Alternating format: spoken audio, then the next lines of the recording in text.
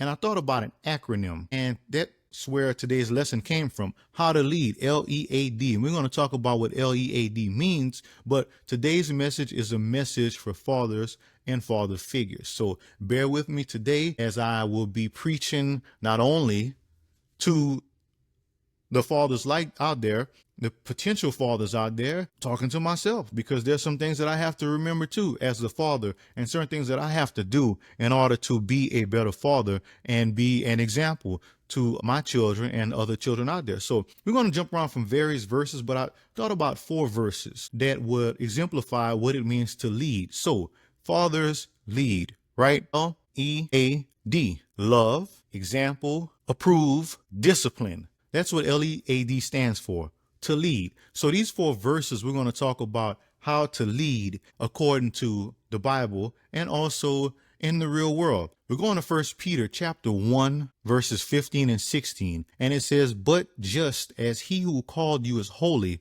so be holy in all you do. For it is written, be holy because I am holy. This E in lead means example. So in this verse, be what you want to see, right? Be an example for what you want to see in your children, right? If you want your children to behave in a certain way, you have to behave in that certain way. If you want your young boys to be like gentlemen, you have to act like a gentleman.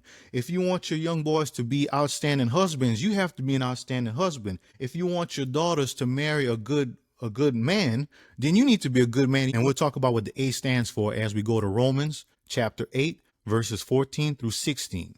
For those who are led by the Spirit of God are the children of God. The Spirit you receive does not make you slaves so that you live in fear again. Rather, the Spirit you received brought about your adoption to sonship, and by him we cry, Abba, Father. The Spirit himself testifies with our spirit that we are God's children. Approval, that's the A. Everything in our lives, we are pushed, we are striving, we are trying to gain the approval of somebody in our lives. And this is the interesting part. And we're going to start from Proverbs chapter 13, verse 24. Whoever spares the rod hates their children, but one who loves their children is careful to discipline them. Proverbs chapter 13, verse 24. And that's the famous one, right? Spare the rod, spoil the child. But I'm here to tell you today, there's a way that you can do it tactfully. There's a way that you can do it without abusing your children. But you have to let your children know. You have to let them know who's in charge. You have to let them know until they can take care of themselves